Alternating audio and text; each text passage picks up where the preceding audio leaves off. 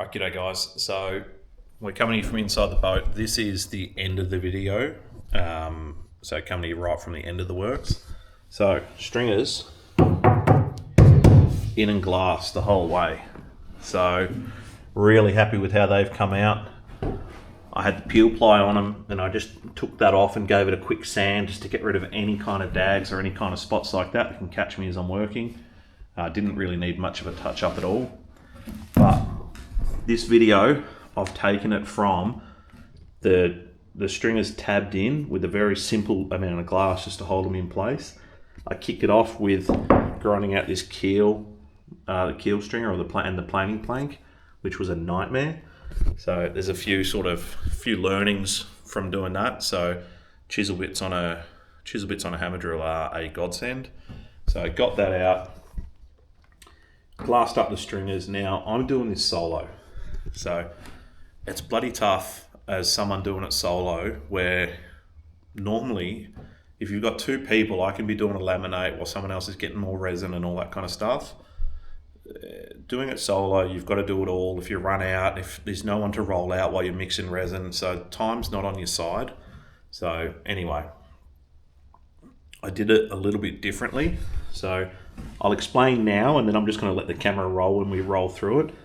I did my glassing up the stringer and tapped it all into the hull and all that kind of stuff. And I wanted to sort of leave it here with the glass. So that way when I cap it off with my taper, I kind of end up with a straight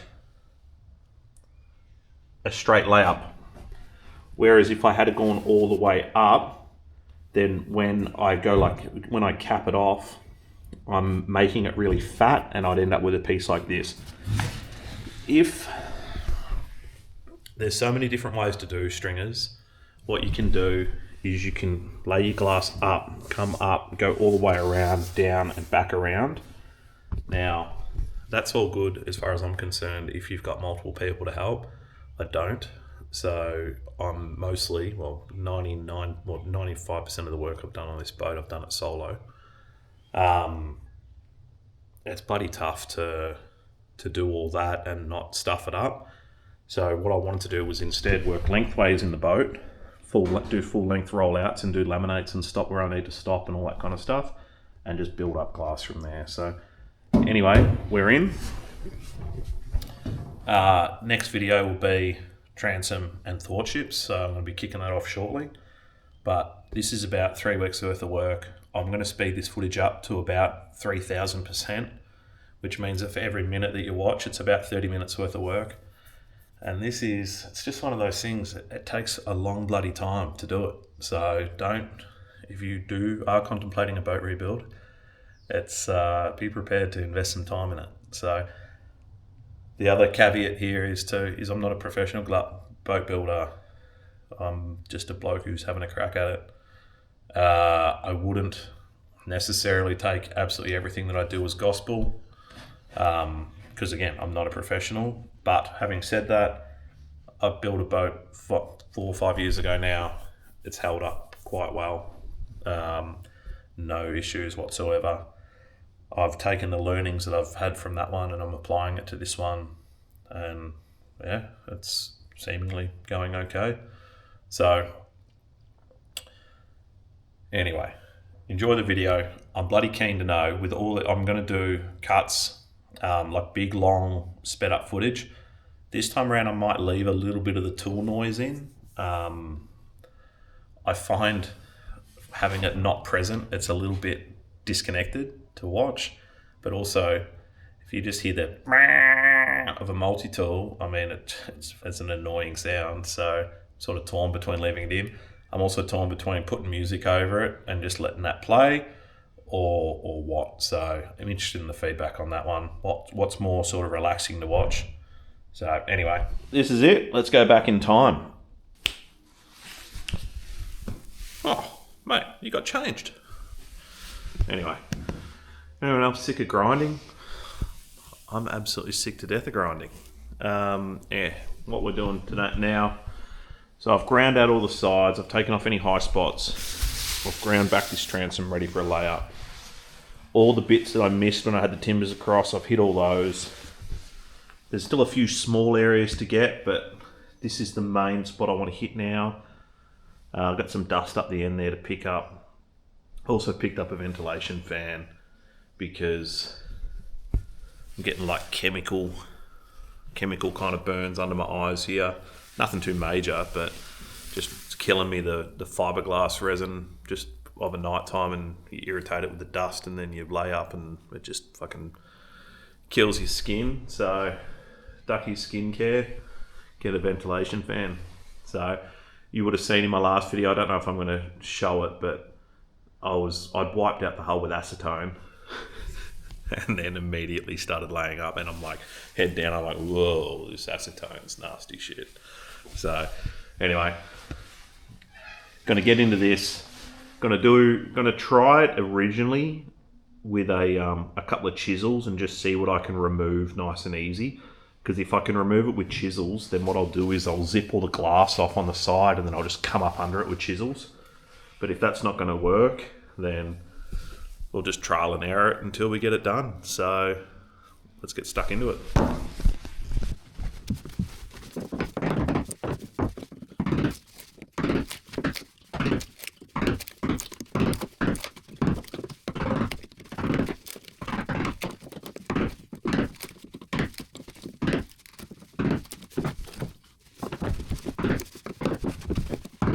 Alright, so I'd seen this trick elsewhere.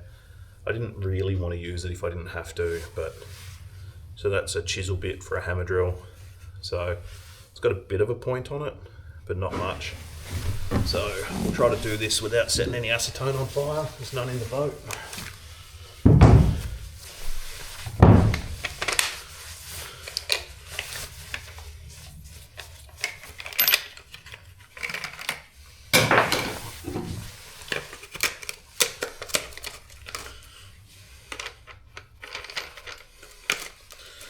$125mm flat disc on a 115.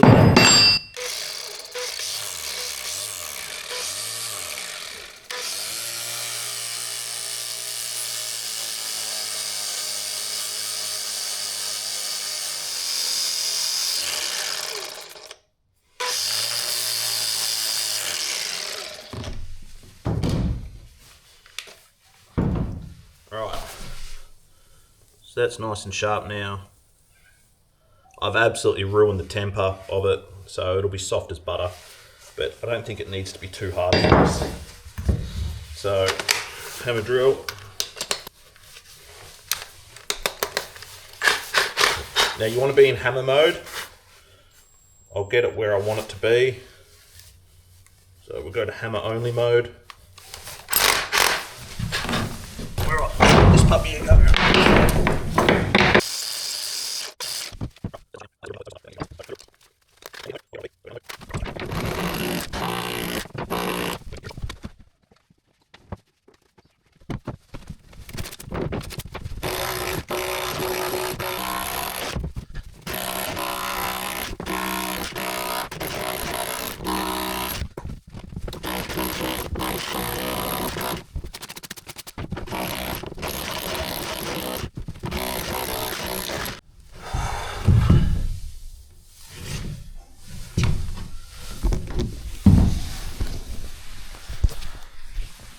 That works an absolute treat.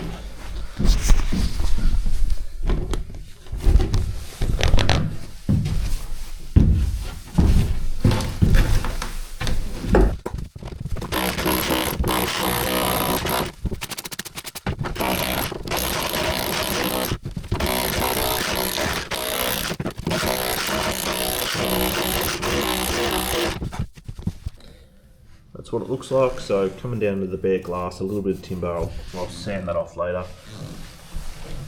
I've got a little bit to sort of grind around there, so I might chisel my way to about that point there, and then I'll just grind the rest down. But the next bit, I'm going to keep digging this out, cutting away, and eventually this is going to end. I just don't know where. So I suppose we'll find out.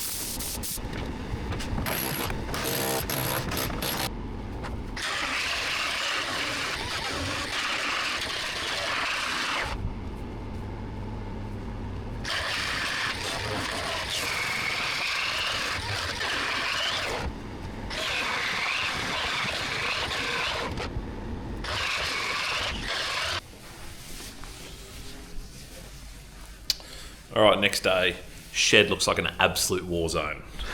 So, nearly there. Just got to clean up this last little bit.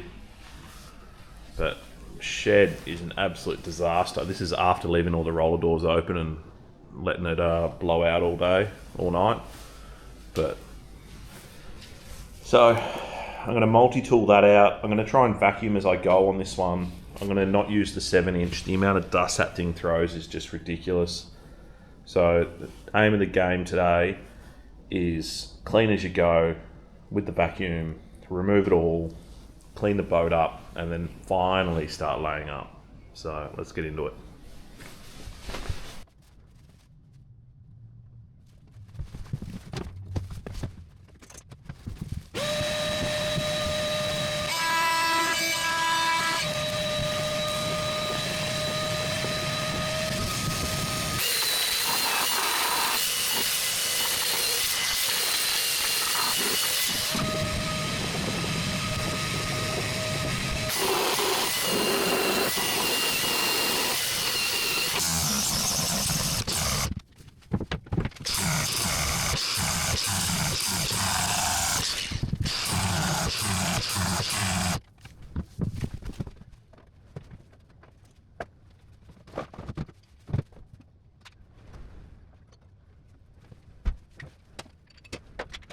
Alright, so Ducky's fiberglass tip, bloody 102.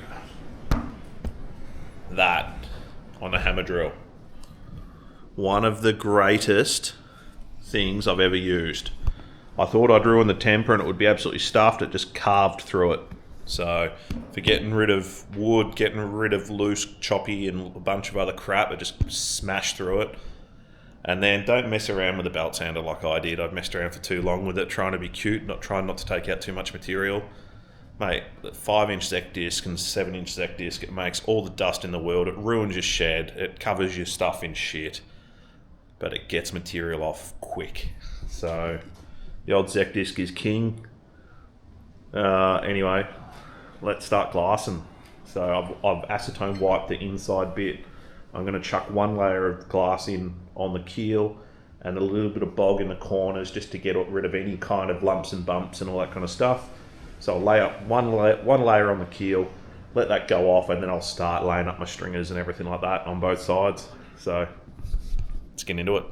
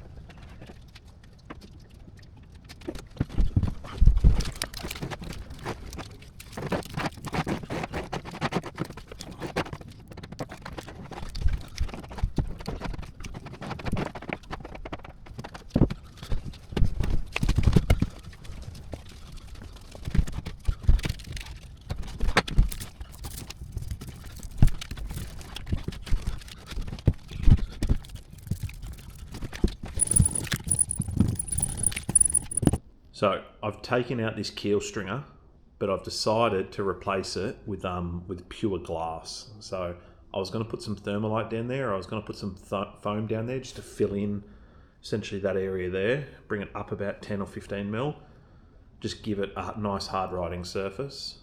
I've decided not to, and just take a little bit of extra time and lay it up with pure glass for a few reasons. Number one, if I decide I want to put a through water pickup or anything like that, I don't have to try and then seal the edge of any foam or any thermalite. The other being, I just can't be arsed having foam down low and potentially getting, I don't think it'd get waterlogged and be a problem, but I'll take the extra time and just fill it with glass. So I'm not necessarily worried about losing a little bit of, like putting a bit too much weight down low. So anyway, quickly get into it.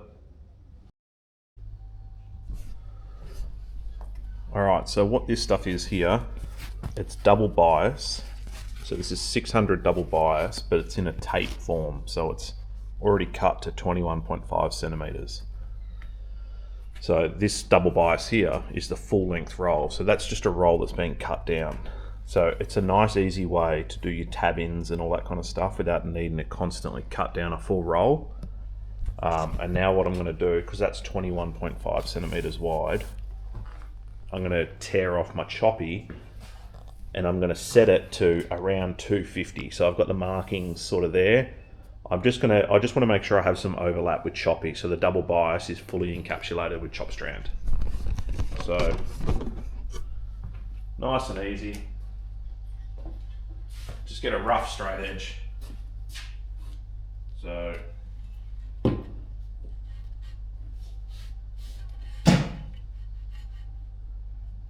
about 250 there.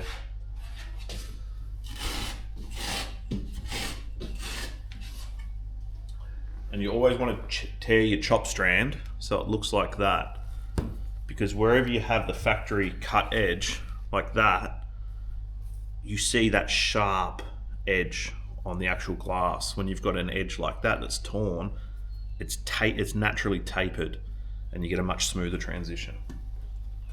So I've just cut myself 8 lengths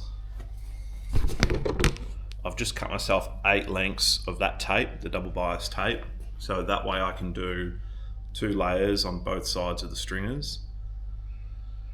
What was it? That distance was about 4.6 meters or thereabouts. So I need 4.6 meters times 8. That's 32 and 4.8. I need 36.8 meters. This is 1200 wide, I'm fairly certain. Let me just confirm. No, it's a meter wide. Meter wide. So what did I say? 36.8. So I need 37. I need 37 of these strips. So let's do 37 of these strips.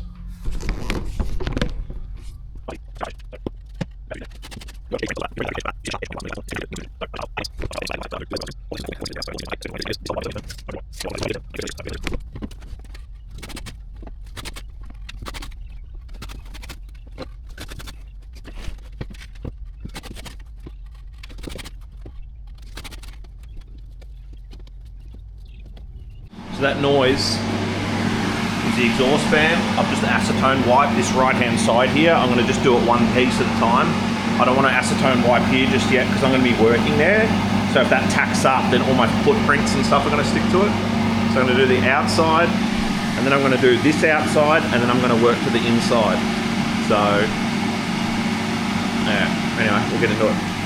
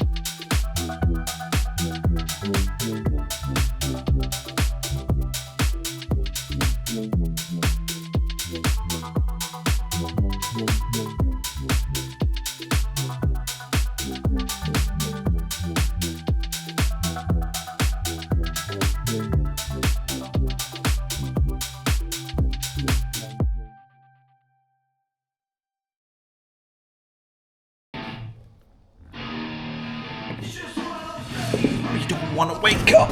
Everything is fucked. Everybody sucks.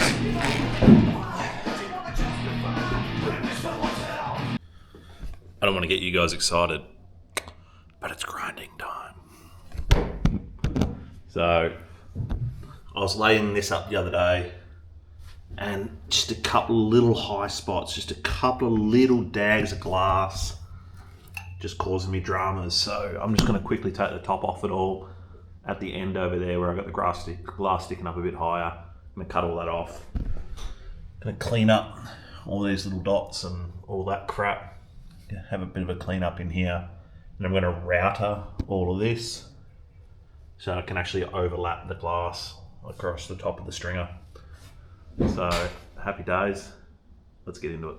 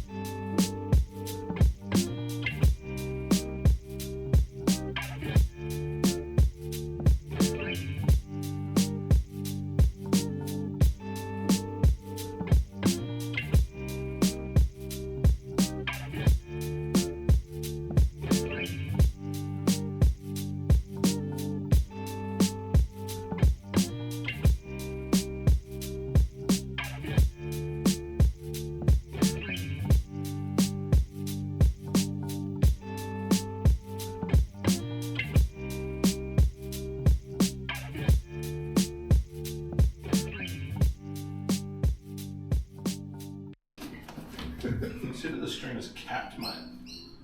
That's it. Job done. Next step. Transom, next step. Which, Yeah. it's spent like 90% vinyl ester at this point. Fucking ambulance has come. What's he on? I swear he's on nothing to listen to. What's he fucking on? He's on a mix.